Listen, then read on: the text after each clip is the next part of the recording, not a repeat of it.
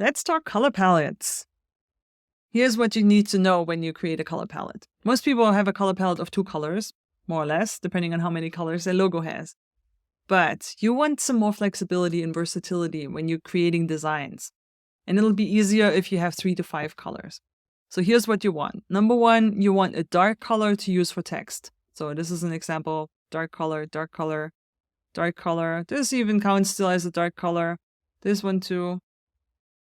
Then you want a very light color to use as a background behind text. You can see that right here. This is my color palette. I have this dark brown and I have a very light beige that I use as a background. It just looks better than black and white. So you want something that's very light. So that would be the example on this palette, and this would be the example on the other palette. Then you want a color that pops a little bit, something that creates contrast, something that you can use to draw attention, either to specific words or on your website, for example, for the calls to action, the buttons. You want them to stand out a little bit. So that would be the orange, even the bright red could pop.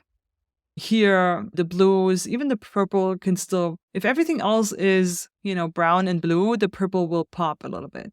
So find at least one color that stands out. And then you want to make sure you have muted neutral colors. So in this case, the very dark one and the very light one are also neutral. But if you have a very light, bright color, just to balance out the palette, you want to find something that's more muted. So here again, it's the dark and the light that are the muted colors. So those are the 4 things you want to watch out for when you're creating your brand color palette.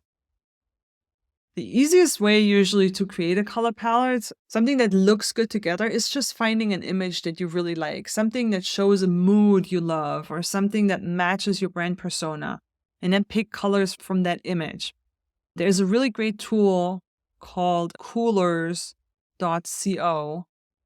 and that lets you play around with color palettes. And it's cool because you can pick 1 or 2 colors and lock them in, and then hit the spacebar, and it will show you some other colors that go with it. And whenever you find a color you like, you lock it, and then you keep going. So it's a really cool tool. You should check it out. Let's talk fonts, typography.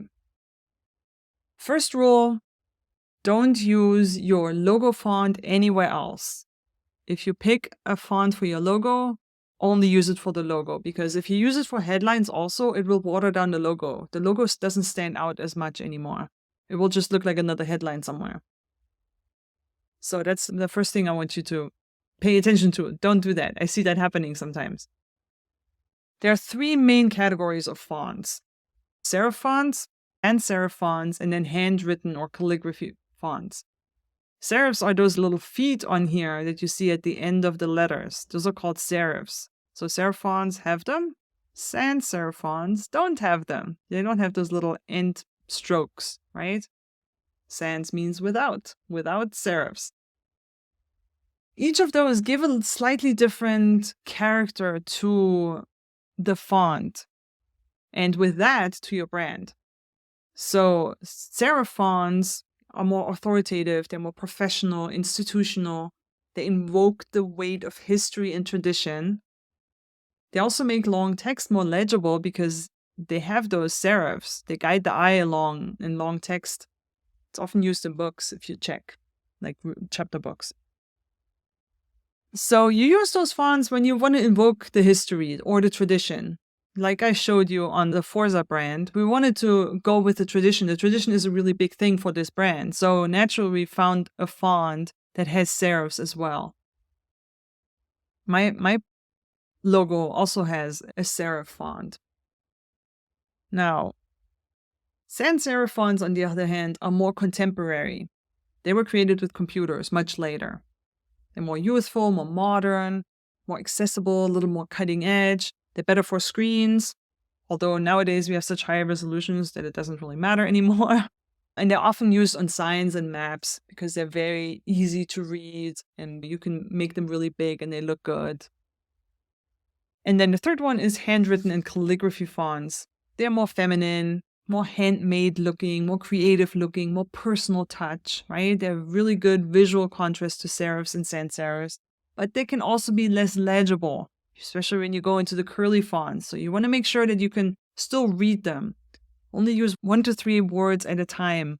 I probably would stay away from using them in logos because they look dated really quickly. So be careful with those handwritten fonts. They're great. As you can see, I use one too as part of my brand, but it's not part of my logo.